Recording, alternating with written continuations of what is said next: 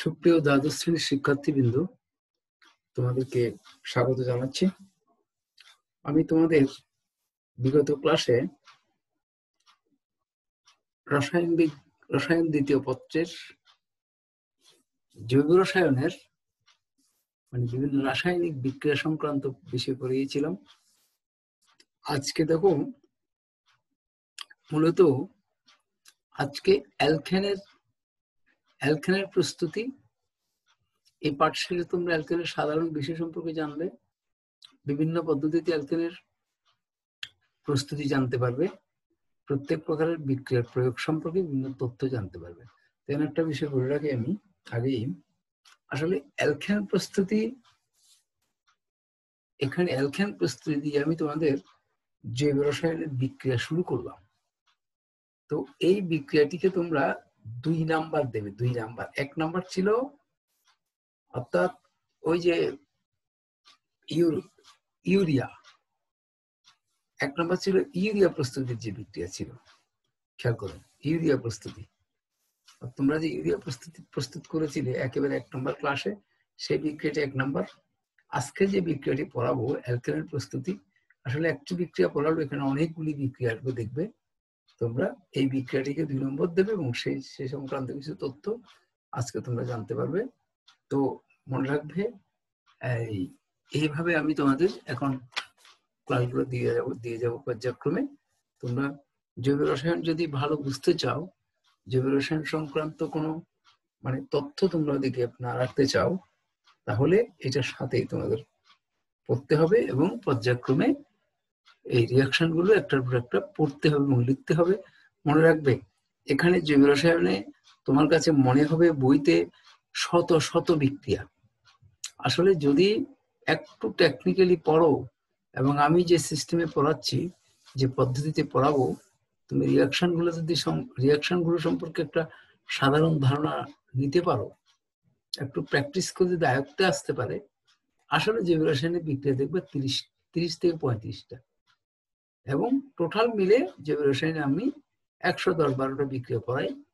এই 110-12টা বিক্রিয়ার মধ্য থেকে আবার একেবারে কমন করে পড়লে আসলে 30-35টা বিক্রিয়া পড়লেই এসডিএল পরীক্ষাতে এসে যায়।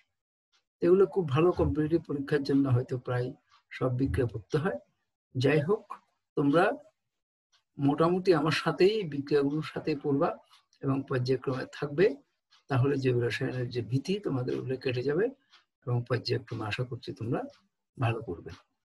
তো প্রথমেই দেখো আমরা অ্যালকেন সম্পর্কে একটু জানবো। যেমন এখানে লিখেছি অ্যালকেন, এই বিষয়গুলো এসএসসি লেভেলে তোমরা পড়েছো। যেমন অ্যালকেন কাকে বলে? যে সকল জৈব যৌগে কার্বন কার্বন একক বন্ধন বিদ্যমান এবং কার্বনের অবশিষ্ট বন্ধনগুলো হাইড্রোজেন দ্বারা পূর্ণ, তাদেরকে সম্পৃক্ত হাইড্রোকার্বন বা অ্যালকেন বলা হয়। অ্যালকেন সময়ের সাধারণ সংকেত CnH2n+2। তারপর আরেকটি কথা বলে রাখছি, এখানে তোমাদের আসলে আমি সংকরণ পড়িয়েছিলাম, sp3 সংকরণ, sp2 সংকরণ সংক্রান্ত বিষয় এসডিএল ক্লাসে আরেকটু পড়াতে বললে ভালো হতো। তো যেটুকু পড়িয়েছি এই অংশ থেকে তোমরা একটু খেয়াল করবে, অ্যালকেন সমূহের কার্বন sp3 সংকরিত, অর্থাৎ যেখানে কার্বন কার্বন একক বন্ধন থাকবে সেখানে কার্বনের sp3 সংকরণ হবে।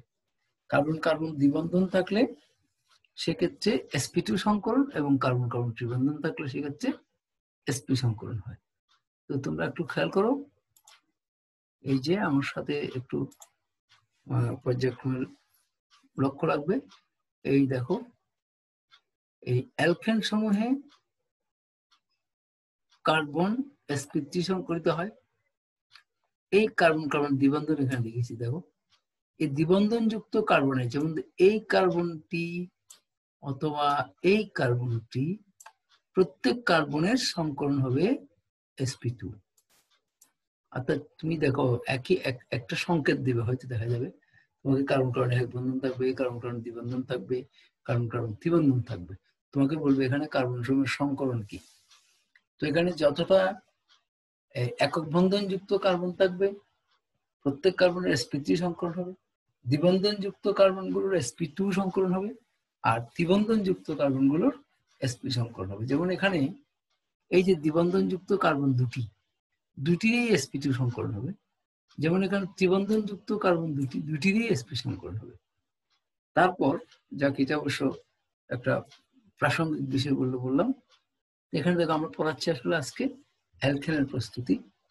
আর তারপর দেখো একটা বিষয়, অ্যালকেন সমগোত্রীয় শ্রেণীর প্রথম যৌগ, এগুলো অনেক সময় এমসিকিউতে আসে। অ্যালকেন সমগোত্রীয় শ্রেণীর প্রথম যৌগ হচ্ছে মিথেন। অর্থাৎ আমরা CnH2n+2 তে যদি 1 বসাই তাহলে হবে CH4, CH4 বলে মিথেনকে। এগুলো তোমরা এসএসসি লেভেলে জানো, তারপরে একবার একটু স্মরণ করে দিলাম। তুমি দেখবে এই আমি পড়ালাম অতি সামান্য একটা পৃষ্ঠা বা এখানে একটা স্লাইড দিলাম, এখান থেকে পরীক্ষা এমসিকিউ আসতে পারে। খুব হুঁশিয়ার কিন্তু জৈব রসায়নে যে কোনো অংশ থেকে প্রশ্ন হতে পারে, ছোটখাটো এমসিকিউ প্রশ্ন হতে পারে, এগুলো থেকে বিভিন্ন ধরনের প্রশ্ন হতে পারে। তো তোমরা একটু ওটা লক্ষ্য রাখবে। এরপর দেখো আমরা অ্যালকেনের একটা ইম্পর্টেন্ট বিষয় হচ্ছে, এই দেখো অ্যালকেন সমূহকে এখানে একটা বিষয় জানা থাকতে হবে তোমাদের। অ্যালকেন নিয়ে যেহেতু শুরু করছি তাহলে এই বিষয়গুলো জানা দরকার। দেখো প্রথমেই অ্যালকেন সমূহকে প্যারাফিন বলা হয় কেন? আমি এখানে লিখেছি, দেখো এই যাই লিখেছি এটাই উত্তর। আসলে এটা অনুধাবন প্রশ্নে আসে অনেক সময়, অ্যালকেন সমূহকে প্যারাফিন বলা হয় কেন? এই যে কারণ, অ্যালকেন সমূহকে প্যারাফিন বলা হয় কারণ অ্যালকেন সমূহে কার্বন কার্বন একক বন্ধন এবং কার্বন হাইড্রোজেন একক বন্ধন বিদ্যমান। তুমি দেখবে কার্বন কার্বন একক বন্ধন যেখানে থাকবে, কার্বন হাইড্রোজেন একক বন্ধন থাকবে। তাহলে এখানে এই সব ক্ষেত্রে একক বন্ধন, এই একক বন্ধন তথা সিগমা বন্ধন, দেখো একক বন্ধন তথা সিগমা বন্ধন অত্যন্ত শক্তিশালী। তাই অ্যালকেন সমূহ অম্ল ক্ষার জলীয় বাষ্প দ্বারা আক্রান্ত হয় না। এই কারণে অ্যালকেন সমূহ কম সক্রিয়, তাই অ্যালকেন সমূহকে কি বলা হয়? প্যারাফিন বলা হয়। আর প্যারাফিন শব্দটি এসছে, দেখো প্যারাম অর্থ স্বল্প ও অ্যাফিনস AFFINS অ্যাফিনস অর্থ হচ্ছে আসক্তি। অর্থাৎ প্যারাফিন শব্দটি এসছে প্যারাম এবং অ্যাফিনস থেকে, অর্থাৎ প্যারাম এবং অ্যাফিনসের সমন্বয়ে প্যারাফিন শব্দটি এসছে। তোমরা দেখেছো প্যারাফিন শব্দের অর্থ মানে দুইটা অংশ থেকে হয়, প্যারাম অর্থ হচ্ছে স্বল্প আর অ্যাফিনস অর্থ হচ্ছে আসক্তি। আচ্ছা যাই হোক, প্যারাফিন শব্দের অর্থ হচ্ছে স্বল্প আসক্তি বিশিষ্ট যৌগ, অর্থাৎ অ্যালকেন সমূহ স্বল্প আসক্তি বিশিষ্ট যৌগবিদে এদেরকে প্যারাফিন বলা হয়। প্রথম অংশটা করবে। এখানে দেখো এই অংশটিও পরীক্ষা আসে অনেক সময়। দেখো অ্যালকেন শ্রেণীর C1 থেকে C4 মানে 1 নাম্বার কার্বন যদি মিথেন হয়, 2 number propane ethane, 3 number propane, 4 number butane, 1 থেকে 4 পর্যন্ত মিথেন ইথেন প্রোপেন বিউটেন, তাহলে 1 থেকে 4 পর্যন্ত হলো গ্যাসীয়।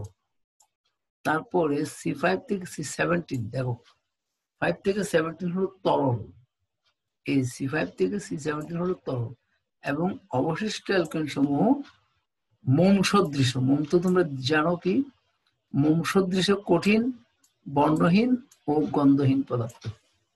মানে তাইলে আমরা বুঝলাম কি, আমরা যে এই যে তোমার জ্বালানি দহনে যে হাইড্রোকার্বন ব্যবহার করা হয়, যেমন এই অকটেন, ডিজেল, পেট্রোল, এগুলো মূলত সবগুলাই তরল হাইড্রোকার্বন। তাহলে আমরা এখানে দেখো অ্যালকেন শ্রেণী থেকে C1 থেকে C4 হলো গ্যাসীয়, C5 থেকে C17 হলো তরল, অবশিষ্ট অ্যালকেন সমূহ মোম সদৃশ কঠিন বর্ণহীন ও গন্ধহীন পদার্থ। যাই হোক, আমরা এবারে এরপর দেখো, এর পরবর্তীতে আমরা প্রথমেই অ্যালকেন কিভাবে প্রস্তুত করে দেখাচ্ছি। দেখো প্রথম দেখো অ্যালকেন সমূহের প্রস্তুতি। অ্যালকেন সমূহের অনেকগুলি প্রস্তুতি আছে। আমরা আসলে আজকের ক্লাসটিতে এটা রিঅ্যাকশনের প্রথম ক্লাস, এই রিঅ্যাকশনের প্রথম ক্লাসে আমরা প্রথমেই অ্যালকেন প্রস্তুতির এই একটা বিক্রিয়া জানবো। দেখো এই একটা বিক্রিয়ার মাধ্যমে আমরা অনেকগুলো বিক্রিয়া শিখবো এবং অনেকগুলো এই বিক্রিয়ার বেশ কয়েকটি, এটাকে বলা হয় যে অ্যাপ্লিকেশন, প্রয়োগ, কতগুলো প্রয়োগ আজকে আমরা জানবো। দেখো এই বিক্রিয়াটি প্রথম অ্যালকেন প্রস্তুতির এই প্রথমে আমি এটাকে 1 নম্বর বিক্রিয়া দিয়ে পড়াই। এই বিক্রিয়াটার নাম হচ্ছে ডিকার্বক্সিলেশন। প্রথমে বলে রাখি, ডিকার্বক্সিলেশন মানে হচ্ছে কার্বক্সি ত্যাজন। কার্বক্সি মানে কার্বন, কার্বন ডাইঅক্সাইড উৎপন্ন হবে, মানে ত্যাগ হবে বিক্রিয়ার মধ্যে, কার্বক্সি ত্যাজন। এটা এই কথা এখানে লিখি নাই। তো এই এখানে মূলত কার্বন কার্বনের সিগমা বন্ধনের ভাঙ্গন ঘটেই কার্বন ডাইঅক্সাইড উৎপন্ন হয়। সেই জন্য এই বিক্রিয়াকে কার্বক্সিলেশন, ডিকার্বক্সিলেশন বলা হয়। এবং এক্ষেত্রে কার্বন কার্বন সিগমা বন্ধনের ভাঙ্গন হওয়ায় অনেক বেশি তাপের প্রয়োজন হয়। এই জন্য বিক্রিয়াটি তীব্রভাবে উত্তপ্ত করা হয়। তাহলে প্রথম জায়গায় আমরা কথায় কি বলবো, কার্বক্সিলিক অ্যাসিডের একটু দেখো, কার্বক্সিলিক অ্যাসিডের সোডিয়াম লবণ, কার্বক্সিলিক অ্যাসিডের সোডিয়াম লবণকে একটু দেখাই দেখো। এই যে আর সি ডাবল ও এইচ যদি হতো, তো ওটার নাম হতো কি কার্বক্সিলিক অ্যাসিড। তো অ্যাসিডের একটি হাইড্রোজেন সোডিয়াম দ্বারা প্রতিস্থাপিত হলে সোডিয়াম কার্বক্সিলেট, এই নামটা এখানে লিখলাম। তার সাথে বিক্রিয়া হবে কার, সোডা লাইমের। সোডা লাইম বলতে কাকে দেখো, সোডিয়াম হাইড্রোক্সাইড এবং ক্যালসিয়াম অক্সাইডের মিশ্রণকে বলা হয় সোডা লাইম। এটা তোমার জানা রাখতে হবে। সোডা লাইম কি, সোডিয়াম হাইড্রোক্সাইড এবং ক্যালসিয়াম অক্সাইডের মিশ্রণকে বলা হয় সোডা লাইম। তারপর দেখো, তাহলে আমার ব্যাখ্যাটা আবার একটু দেখি। কার্বক্সিলিক অ্যাসিডের সোডিয়াম লবণকে সোডা লাইম সহযোগে তীব্রভাব উত্তপ্ত করলে, তীব্রভাব উত্তপ্ত করলে এখানে একটা জিনিস দেখিয়েছে দেখো, কার্বন কার্বন সিগমা বন্ধনের ভাঙ্গনের ফলে, কার্বন কার্বন সিগমা বন্ধনের ভাঙ্গনের ফলে কার্বন ডাইঅক্সাইড উৎপাদনের মাধ্যমে অ্যালকেন উৎপন্ন হয়। এখন প্রিয় ছাত্রছাত্রী তোমরা একটু খেয়াল করো, এই বিক্রিয়াটিতে দেখো এই যে আসলে কাজটা কি হয়, এই অংশে ভাঙবে, এই অংশটা আসলে ভেঙে যাবে। একটু দেখাই তোমাদের,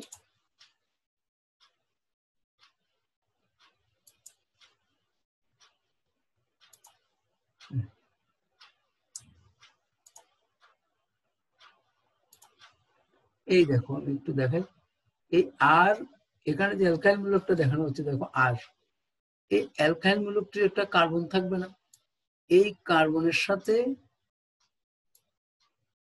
এইভাবে একটু দেখাচ্ছি তোমাদের আগে,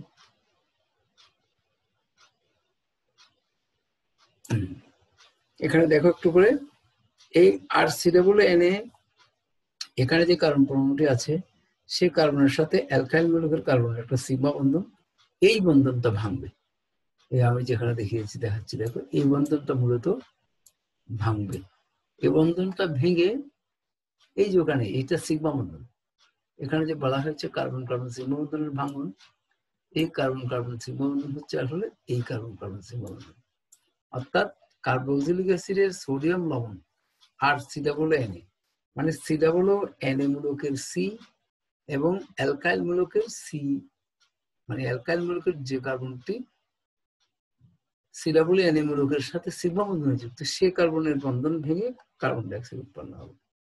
এবার কার্বন ডাইঅক্সাইড উৎপন্ন হয়ে সেটি কি হয় আসলে, এই কার্বন ডাইঅক্সাইড উৎপন্ন হয়ে উৎপন্ন কার্বন ডাইঅক্সাইড সোডিয়াম হাইড্রোক্সাইডের সাথে বিক্রিয়া করে সোডিয়াম কার্বনেটে পরিণত হয়। এখন বিক্রিয়াটি সহজে বোঝার সুবিধার্থে আমরা দিলাম দেখো এভাবে, আর C O N A plus N A OH. এখানে দেখো আসলে এই একটি সোডিয়াম, এই একটি সোডিয়াম, দুটি সোডিয়াম মিলে Na2, CO3 কেন CO, এখানে একটা অক্সিজেন CO3, আর ক্যালসিয়াম অক্সাইডটি যেমন আছে তেমন এই ব্র্যাকেটে থাকবে।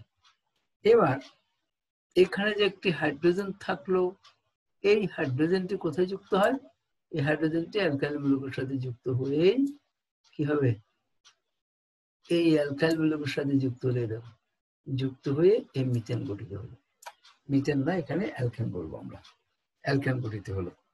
তাহলে আমাদের মূল কথা হচ্ছে কার্বক্সিলিক অ্যাসিডের সোডিয়াম লবণকে সোডা লাইম সহযোগে তীব্রভাবে উত্তপ্ত করলে কার্বন কার্বন সিগমা বন্ধনের ভাঙন ঘটে কার্বন ডাইঅক্সাইড উৎপাদনের মাধ্যমে অ্যালকেন উৎপন্ন হবে। তাহলে ভাঙবে কোথায় কার্বন কার্বন বন্ধনটি, যেখানে সি ডাবল এন মূলক থাকবে সেই কার্বনটি এবং তার পূর্বের কার্বন, তার পূর্বের যে অ্যালকাইল মূলক থাকবে তার পূর্বের কার্বনের বন্ধন ভেঙে যাবে, ভেঙে গিয়ে কার্বন ডাইঅক্সাইডে পরিণত হবে। এবার অ্যালকাইল মূলকের অবশিষ্ট অ্যালকাইল মূলক, দেখো অবশিষ্ট যে অ্যালকাইল মূলক থাকবে সেই অ্যালকাইল মূলকটি এখানে হাইড্রোজেনের সাথে যুক্ত হয়ে কি হবে, অ্যালকেনে পরিণত হবে। তাহলে এখানে দেখো একটি কথা বলে রাখি, এই পদ্ধতিকে অবরোহ পদ্ধতি বলা হয়। কেন? দেখো আর সি ডাবল ও এন এতে তো একটি কার্বন দেখা যাচ্ছে, সি ডাবল এন আর অ্যালকাইল মূলকে যতটি কার্বন থাকবে তার অসুবিধা নেই। তাহলে দেখো তো এখন বন্ধন এখানে কার্বন কার্বন বন্ধন ভাঙার কারণে একটি কার্বন ডাইঅক্সাইড, একটি কার্বন পরমাণু কার্বন ডাইঅক্সাইড উৎপাদন ব্যবহৃত হলো। তাহলে উৎপন্ন অ্যালকেনে কার্বন একটা কম না, দেখো এখানে কোনো কার্বন আছে, অ্যালকেনে কোনো কার্বন নেই। উৎপন্ন অ্যালকেনে একটি কার্বন পরমাণু কম থাকায়, একটি কার্বন পরমাণু কম থাকায় এই বিক্রিয়াকে বলা হয় তোমার অবরোহ পদ্ধতি। অর্থাৎ উৎপন্ন কার্বক্সিলিক অ্যাসিড বিক্রিয়ক কার্বক্সিলিক অ্যাসিডের সোডিয়াম লবণ অপেক্ষা উৎপন্ন অ্যালকেনে একটি কার্বন পরমাণু কম থাকে। তাই এই পদ্ধতিকে কি বলা হয়, অবরোহ পদ্ধতি বলা হয়। এই কারণে এই পদ্ধতিতে উৎপন্ন অ্যালকেনে বিক্রিয়ক, উৎপন্ন অ্যালকেনে এই বিক্রিয়ক, উৎপন্ন অ্যালকেনে বিক্রিয়ক, উৎপন্ন অ্যালকেনে বিক্রিয়ক অপেক্ষা একটি কার্বন পরমাণু কম থাকে। এই জন্য এটাকে অবরোহ পদ্ধতি বলা হয়। বা প্রশ্ন এরকম আসতেও পারে, মানে কার্বক্সিলিক ডিকার্বক্সিলেশন বিক্রিয়ায় এই উৎপন্ন অ্যালকেনে একটি কার্বন পরমাণু কম থাকে কেন? বলতে হবে কি, এখানে কার্বক্সিলিক অ্যাসিড সোডিয়াম লবণের সাথে সোডিয়ামের বিক্রিয়ায় কার্বন কার্বন সিগমা বন্ধনের ভাঙন ঘটে, একটি কার্বন পরমাণু কার্বন ডাইঅক্সাইড উৎপাদনে ব্যবহৃত হওয়ায় এখানে উৎপন্ন অ্যালকেনে বিক্রিয়ক কার্বক্সিলিক অ্যাসিড সোডিয়াম লবণ অপেক্ষা একটি কার্বন পরমাণু কম থাকে। এরপর শোনো তো, আমি একটু বলে রাখি তোমাদেরকে, এই বিক্রিয়াটি তোমার বিভিন্ন ভাবে করা যাবে। দেখো, আচ্ছা আরেকটা কথা বলি, এখানে অনেক সময় পরীক্ষার ডিকার্বক্সিলেশন বিক্রিয়া বলতে কি বুঝে আসতে পারে, পরীক্ষার মধ্যে অনেক সময় এই যে আমি যে বিক্রিয়াটা লিখে দেখালাম, কেন পরীক্ষা আসতে পারে বিক্রিয়াটি লিখে ইহা একটি ডিকার্বক্সিলেশন বিক্রিয়া ব্যাখ্যা করো। এই কথাগুলো যাই আসুক না কেন প্রশ্নে, যে এখানে যে ডিকার্বক্সিলেশন বিক্রিয়া সংক্রান্ত যে বিষয়টা লিখেছি আমি এই স্লাইডে লিখে দেখিয়েছি, এইখান থেকেই পড়ে তোমরা আনসার দেওয়ার চেষ্টা করবে। এবার পরে আসি আমরা। দেখো এখানে বেশ কয়েকটা এক্সাম্পল আমি দিয়েছি, তুমি হয়তো দেখা যাবে যে তোমার পাঠ্য বইতে এতগুলো এক্সাম্পল নেই। আসলে এগুলি এক্সাম্পল গুলো খুবই প্রয়োজন হবে এ কারণে আমরা শুধু ইন্টারমিডিয়েট পরীক্ষায় পাশ করে বা একটা ভালো মানে তোমার ভালো ফলাফল করলে সেজন্য নয়, এই বিক্রিয়াগুলো তোমার অনেক কম্পিটিটিভ পরীক্ষায় আসতে পারে এবং আসে। দেখো এটা খুব কমন একটা বিক্রিয়া বলেছি, খুব ভালো মতো ইম্পর্টেন্ট বিক্রিয়া এবং পরীক্ষায় বেশ অনেকবার বিভিন্ন কম্পিটিটিভ পরীক্ষা আসছে, ইন্টারমিডিয়েট পরীক্ষায় তো আসেই, অনেক গুরুত্বপূর্ণ জায়গায় এই বিক্রিয়াগুলো আসছে। এখন দেখো, যেমন ধরো প্রথম এই যৌগটার নাম কি হবে, আমরা যদি এটা সিএসটি সি ডাবল এইচ বলতে এইচ থাকতো তখন এটার নাম হতো অ্যাসিটিক অ্যাসিড বা ইথানোয়িক অ্যাসিড। এই ইথানোয়িক অ্যাসিডের একটি সোডিয়াম পরমাণু, একটি হাইড্রোজেন পরমাণু সোডিয়াম দ্বারা প্রতিস্থাপিত হলো, এটার নাম হচ্ছে সোডিয়াম ইথানোয়েট। মনে রাখবে একটি কথা, দেখো জৈব রসায়নের যে বিক্রিয়া লিখবে প্রত্যেকটা বিক্রিয়াতে তোমার কি করতে হবে, প্রত্যেকটা বিক্রিয়াতে বিক্রিয়ক, প্রধান বিক্রিয়ক এবং প্রধান উৎপাদের নাম লিখতে হবে। আচ্ছা, এটার নাম সোডিয়াম ইথানোয়েট। সোডিয়াম ইথানোয়েটকে সোডিয়াম সহযোগে আগেও বলেছে, সোডিয়াম কোনটি, সোডিয়াম সহযোগে তীব্রভাবে উত্তপ্ত হলে উত্তাপের চিহ্ন, উত্তপ্ত করলে মিথেন উৎপন্ন হয়। এখানে মিথেন কেন উৎপন্ন হবে, এই দেখো আগের মতোই প্রথম যে বিক্রিয়াটা বুঝলাম একই কথা, এখানে এই বন্ধনটা ভাঙবে, এই দেখো এই অংশে মিলে সোডিয়াম কার্বনেটে পরিণত হবে, আর এই মিথাইল মূলকের সাথে এখানের এই হাইড্রোজেন পরমাণুটি গিয়ে যুক্ত হবে, অর্থাৎ সিএসটির সাথে একটা যুক্ত হলে CH4 হবে। তাহলে এখানে আসলে কি কাজ হয়, এই কার্বন, দেখো আমি আবার বলি, এই যেখানে একটা বন্ধন দেখানো হলো HCONA এবং CH3 মাঝখানে একটি বন্ধন আছে, এই বন্ধনটি মূলত এই বন্ধনটি ভাঙবে, এই বন্ধনটি ভেঙে কার্বন ডাইঅক্সাইডে পরিণত হবে। আর এখানে যে CH3 মূলক থাকবে বাম পাশে, CH3 মূলক তার সাথে হাইড্রোজেন যুক্ত হয়ে মিথেন হবে। আর বাকি অংশ মিলে কার্বন ডাইঅক্সাইডের সাথে মূলত সোডিয়াম হাইড্রোক্সাইডের বিক্রিয়ায় সোডিয়াম কার্বনেট হয়। কথাটি মনে থাকবে নিশ্চয়। এবার দেখো যদি সোডিয়াম প্রোপানয়েট হয়, বন্ধন কোথায় ভাঙবে?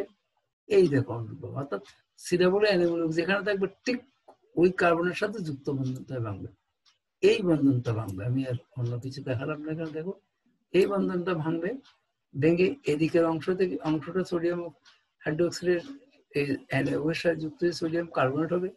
আর CH3 সাথে এই অংশ CH2 যেটা আছে তার সাথে এই CH2 সাথে এই H যুক্ত হয়ে ইথেন হবে। তাহলে আমরা বেসিক্যালি শিখবো কি, কার্বক্সিলিক অ্যাসিডের সোডিয়াম লবণের যেখানে COO মূলক থাকে, সেই COO মূলকের কার্বনের সাথে অপর অ্যালকাইল মূলকের যে বন্ধনটি থাকে সে বন্ধনটা ভেঙে যাবে, ভেঙে গিয়ে অ্যালকাইল মূলকের সাথে শুধুমাত্র একটা হাইড্রোজেন যুক্ত হয়ে অ্যালকাইল গঠিত হবে, আর বাকিটা সোডিয়াম কার্বনেটে পরিণত হবে। আসলে এখানে উৎপন্ন হয় কিন্তু কার্বন ডাইঅক্সাইড, এই জন্য এটাকে কার্বক্সিল ত্যাজন বলা হয়, ডিকার্বক্সিলেশন বিক্রিয়াকে। এরপর দেখো এটা তো সোডিয়াম প্রোপানয়েড, তারপরটা হচ্ছে সোডিয়াম বিউটানয়েড। এই দেখো এটা 4 কার্বন বিশিষ্ট, এখানে ঠিক বন্ধনটা ভাঙবে, তাহলে এখানে 3 কার্বন বিশিষ্ট, অর্থাৎ এক কার্বন ভেঙে কার্বন ডাইঅক্সাইডে পরিণত হবে, আর এই কার্বন ডাইঅক্সাইডে পরিণত হবে অপর যে অ্যালকাইল মূলক থাকবে সেখানে নিশ্চয়ই ওই হাইড্রোজেনটি যুক্ত হয়ে অ্যালকাইনে পরিণত হবে। এই জন্য দেখো কার্বক্সিলিক অ্যাসিডের সোডিয়াম লবণটি এখানে যেমন ধরো সোডিয়াম বিউটানয়েড 4 কার্বন বিশিষ্ট, কিন্তু উৎপন্ন অ্যালকেন 3 কার্বন বিশিষ্ট। কেন? কারণ এখানে একটি কার্বন সিগমা বন্ধনের ভাঙনের ফলে একটি কার্বন পরমাণু কার্বন ডাইঅক্সাইড উৎপাদন ব্যবহৃত হয়, সেই জন্য এই বিক্রিয়াকে ডিকার্বক্সিলেশন বলা হয়। এবং এই বিক্রিয়াগুলো প্রত্যেকটা পূর্বে লিখবে কয়েকবার করে, তাহলে তোমাদের কাছে অনেক বেশি সহজ লাগবে। এবার দেখো আমরা জানলাম যে এতক্ষণ পর্যন্ত অ্যালকেন প্রস্তুত করা যায় ডিকার্বক্সিলেশন বিক্রিয়ার মাধ্যমে, অ্যালকেন তথা হাইড্রোকার্বন। কিন্তু দেখো এই বিক্রিয়ার মাধ্যমে আবার বেনজিনও প্রস্তুত করা যায়। দেখো এই যে যেমন ধরো এটা সোডিয়াম বেনজোয়েট, হয়তো এই বিক্রিয়াটাও তুমি বইতে পাবে। সোডিয়াম বেনজোয়েট দেখো বেনজিন চক্রের উপর COO এনে, বেনজিন চক্রের উপরে COO এখানে এনে যে দেশ থাকতো, তখন যৌগটার নাম হতো বেনজোইক অ্যাসিড। তাহলে বেনজোইক অ্যাসিডের এই হাইড্রোজেনটি সোডিয়াম দ্বারা প্রতিস্থাপিত হলে সোডিয়াম বেনজোয়েট হয়, এটার নাম সোডিয়াম বেনজোয়েট। সোডিয়াম বেনজোয়েটকে এই আবার সোডিয়াম সহযোগে তীব্রভাবে উত্তপ্ত করলে এই বরাবর বন্ধনটা ভাঙে। দেখো এই বন্ধনটা ভাঙবে, এই যে কেটে দিলাম এখানে বন্ধনটা ভাঙবে, ভেঙে এই বন্ধনটা ভেঙে কার্বন ডাইঅক্সাইড উৎপন্ন হবে, আর এটা বন্ধন ভেঙে গেলে একটি ফিনাইল মূলক হবে, তার সাথে একটা হাইড্রোজেন যুক্ত হয়ে বেনজিন হবে। এই চক্রের নাম হচ্ছে বেনজিন। বুঝেছো? এইটুক জানা থাকলে তোমার বেনজিন পর্যন্ত, মানে দেখো এটা হচ্ছে সোডিয়াম বেনজোয়েট থেকে বেনজিন প্রস্তুতি। মানে পরীক্ষার প্রশ্ন এই ধরনের যদি হয় যে ডিকার্বক্সিলেশন বিক্রিয়ায় অ্যারোমেটিক যৌগ প্রস্তুত সম্ভব, ব্যাখ্যা করো, তখন তুমি এই এক্সাম্পল দিবে, এটা বলবে হ্যাঁ সম্ভব, কারণ সোডিয়াম বেনজোয়েটকে সোডিয়াম সহযোগে উত্তপ্ত করলে এক্ষেত্রে অ্যারোমেটিক যৌগ বেনজিন পাওয়া যায়, বা এটাকে অন্যভাবে ঘুরিয়ে ফিরিয়ে দিতে পারে। তোমার জানা থাকতে হবে মূলত একই বিক্রিয়া, মানে এখানে COO মূলকের যে কার্বন, এই কার্বনের সাথে অ্যালকাইল মূলক হোক বা ফিনাইল মূলক হোক, যে বন্ধন থাকবে অ্যালকাইল মূলক বা ফিনাইল মূলকের যে বন্ধন থাকবে, এই বন্ধনটা ভাঙবে, ভেঙে একটি কার্বন পরমাণু কার্বন ডাইঅক্সাইড উৎপাদনে ব্যবহৃত হবে। বাকি অংশটি অ্যালকাইল মূলক হোক, এটা মূলক হোক অথবা ফিনাইল মূলক হোক, বেনজিনে এটা সোডিয়াম বেনজিনের ক্ষেত্রে এটা হবে ফিনাইল মূলক, এই ফিনাইল মূলকের সাথে হাইড্রোজেনটা যুক্ত হয়ে বেনজিনে পরিণত হবে। এই দেখো এরপর আমরা আরেকটা বিক্রিয়া দেখাই। দেখো এটা হচ্ছে দেখো বেনজিন চক্রের CH2COO। আচ্ছা বলো তো, যদি এখানে সোডিয়াম না থেকে হাইড্রোজেন থাকতো, যৌগটার নাম কি হতো? যৌগটার নাম হতো ফিনাইল, না এটা হতো তোমার ইথাইল। এই যে এটা অ্যাসিটিক অ্যাসিড হলে এটা হচ্ছে ফিনাইল, এটা যদি হতো ফিনাইল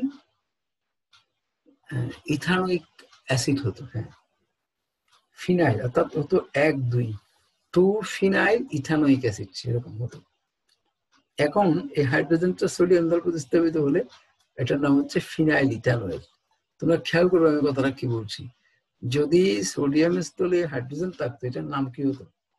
হ্যাঁ, জৈব যৌগের প্রত্যেকটা রাসায়নিক বিক্রিয়া লেখার সময় যে বিক্রিয়ক উৎপাদক মানে বিক্রিয়ক তো ব্যবহৃত হবে, যে উৎপাদক তৈরি হবে, প্রত্যেকের নাম জানা দরকার এবং নামগুলো ইউপেক সিস্টেমে জেনে রাখবে, অনেক ক্ষেত্রে কাজে লাগবে। আমরা যে ইউপেক সিস্টেমে নামকরণ করেছিলাম এক্ষেত্রে এগুলোর প্রয়োগ হবে এবং আরো বাড়তি কিছু শেখা হবে। তাহলে এখন দেখো এটা বেঞ্জিন চক্রের উপরে CH2 COOH হলে এটা হচ্ছে ইথানোইক অ্যাসিড, আর এই কার্বনের পরের কার্বনের সাথে মিথাইল মূলক যুক্ত থাকার কারণে এটা মূলত হবে এটাও বলা যায় টু ফিনাইল ইথানোইক অ্যাসিড, এটা বলা যায়। তো এই ক্ষেত্রে আমরা হাইড্রোজেন পরমাণুটি সোডিয়াম দ্বারা প্রতিস্থাপিত হলে অ্যাসিড মূলকের যৌগটার নাম হবে ফিনাইল ইথানোয়েট। ফিনাইল ইথানোয়েট, এই ফিনাইল ইথানোয়েটকে তাও অনুরূপভাবে সোডিয়াম সহযোগ উত্তপ্ত করলে আবার বলি এই বন্ধনটা আবার ভাঙবে। এই বন্ধনটা যখন ভাঙবে, এই ভাঙা বন্ধন ভেঙে এখান থেকে দেখো, ও সরি এখানে একটু ভুল লিখলাম, একটু বলে দিই আমি। এই বন্ধনটা ভাঙবে না, বন্ধন ভাঙবে আমি বলি তোমাদের দেখালাম কোনটি, এই দেখো আসলে বন্ধন ভাঙবে তোমার, এই বন্ধন ভাঙবে এইটি। অর্থাৎ মনে রাখতে হবে তোমাদেরকে, অর্থাৎ COO মূলকটি যে কার্বনের সাথে যুক্ত সে কার্বনের বন্ধনটা ভাঙবে, মানে COO মূলকের কার্বনের পরের বন্ধনটা ভাঙবে, মানে অন্য বন্ধন না। এই বন্ধন ভেঙে গেলে তাহলে অনুরূপভাবে এক কার্বন বিশিষ্ট কার্বন ডাইঅক্সাইড হবে। কার্বন ডাইঅক্সাইড হওয়ার পর এখানে এই হাইড্রোজেন পরমাণুটি গিয়ে এই অংশে যুক্ত হয় CH2 এর সাথে, এই অংশে যুক্ত হলে CH3 হবে, তখন বেঞ্জিন চক্রের উপর CH3 থাকলে এই যৌগটার নাম হচ্ছে টলুইন। এই টলুইন উৎপন্ন হলো, এই যৌগটার নাম হচ্ছে টলুইন। তাহলে আমরা দেখো ফিনাইল ইথানোয়েট থেকে টলুইন পাওয়া যায়। এইভাবে আসলে এরকম আরো অনেক ধরনের প্রয়োগ আসতে পারে। তো তোমরা আমি যে বিক্রিয়াগুলো দেখালাম এই বিক্রিয়াগুলো পারলেই আমার মনে হয় যে রসায়নের মানে অন্তত এই বিক্রিয়াটি বুঝবে। একটা বিক্রিয়া পড়ালাম, এই বিক্রিয়াতে কিন্তু অনেকগুলো অ্যাপ্লিকেশন তোমাদের আমি দেখালাম। আশা করছি তোমরা এই বিক্রিয়াগুলো বুঝবে এবং পারবে। তবে এই বিক্রিয়াগুলো বুঝবে পারবে এটা সত্য কথা, কিন্তু তোমাকে প্রচুর পরিমাণ এটা মানে এই সাবজেক্টের উপরে, মানে বিশেষ করে জৈব রসায়নের দক্ষতা অর্জনের জন্য যেটা অতি গুরুত্বপূর্ণ, সেটা হচ্ছে প্রচুর পরিমাণ তোমাকে লিখতে হবে। মনে রাখবে, আমি দেখো এখানে বিক্রিয়া পড়ালাম একটা, আসলে একটা বিক্রিয়ার জন্য কয়টা বিক্রিয়া পড়িয়েছি দেখো, এক হলো, এখানে দুইটা, একটা তিনটা, চারটা, পাঁচটা, আর প্রথমে একটা বিক্রিয়া পড়ালাম এই ছয়টা। আমি এখানে রিঅ্যাকশন নাম্বার ধরবো যেটা এক, কিন্তু মোট রিঅ্যাকশন পড়িয়েছি এখানে ছয়টা, এবং আমি চাইলে আরো কতগুলো বিক্রিয়া দিতে পারতাম। তো যাই হোক, এখানে আর বিক্রিয়া দিলাম না। তো অ্যালকেনের অন্যান্য প্রস্তুতি নিয়ে আগামী ক্লাসে তোমাদের দেখাবো। তো আজকে এই পর্যন্তই। সবাইকে অসংখ্য ধন্যবাদ। সবার সুস্বাস্থ্য কামনা করছি এবং সবাই ভালো থাকবে আশা করছি। এই আশাবাদ ব্যক্ত করে তোমাদের ক্লাসে শেষ করলাম। সবাইকে অসংখ্য ধন্যবাদ।